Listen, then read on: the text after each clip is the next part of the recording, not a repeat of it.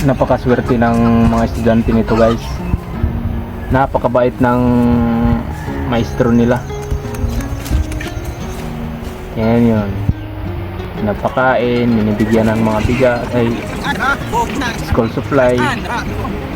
Sana ganito yung mga teacher ngayon guys. Napakabait nila.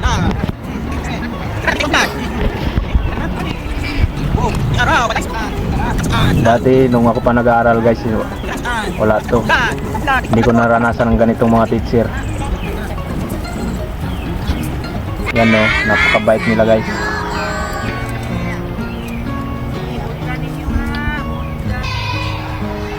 Sana nga ganito lahat.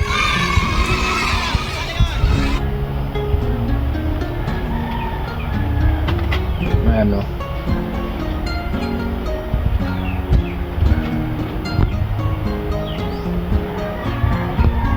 Sobrang bait nitong teacher na to guys. Ayan, maraming salamat po sa panonood at kung gusto nyo magsuporta, just message me kung paano makabili nito. Maraming salamat and God bless.